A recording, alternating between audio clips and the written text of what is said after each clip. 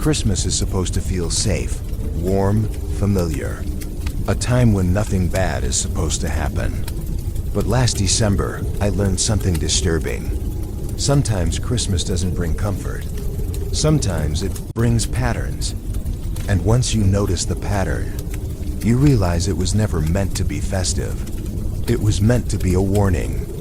I live in a quiet American suburb, the kind that decorates too much for Christmas. Inflatable Santas, lights on every roof, the same songs playing on repeat. I'm not a holiday person, but I like routine. And that night, my routine was perfect. Shower, tea, a movie I wouldn't finish, then sleep. It was the first snow of the season. The streets were empty. The silence felt thick. At 10:47 p.m., I heard singing outside my bedroom window. At first, I smiled. It sounded like carolers. That almost never happens anymore. But then I realized something. It wasn't cheerful. It wasn't loud. It was one voice, just one person, standing directly under my window. I pulled the curtain aside. There was no group, no movement. Just one person, standing at the edge of my lawn, facing my house. Long coat, scarf pulled high, hands in pockets, perfectly still. They were singing Silent Night, but the words were wrong, not forgotten, changed. One line came through clearly. Don't turn the light on. I froze, because when someone tells you not to do something, your brain wants to do it more. I backed away from the window, checked my room. Everything looked normal. I told myself it was a prank, a neighbor, a joke. But the singing didn't stop. It didn't change. It didn't leave. I opened my security camera app. My driveway camera caught part of the street. I zoomed in, and there they were, already standing there. The timestamp didn't show them arriving. One moment the lawn was empty. The next moment, they were already there. No footsteps, no approach. Like someone copied and pasted a person.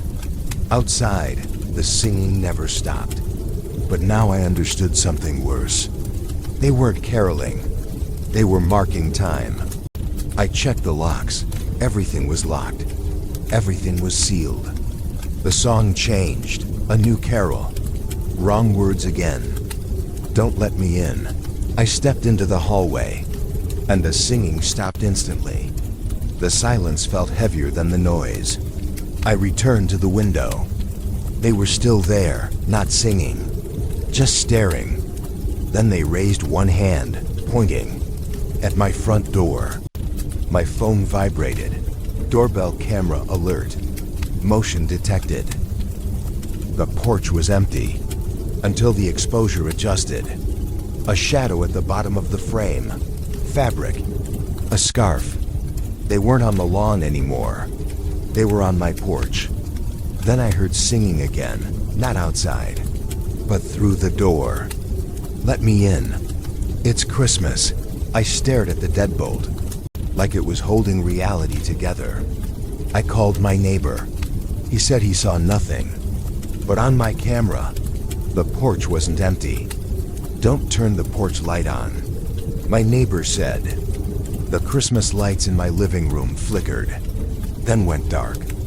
The doorbell rang, once. Soft. My phone detected breathing. Slow. Come. You left a light on.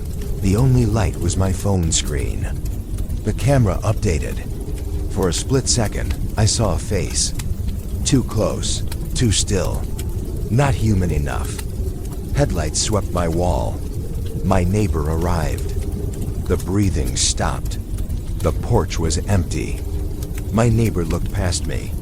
His eyes widened. Behind you, he whispered. I felt warm breath at my ear. And a voice said, thank you.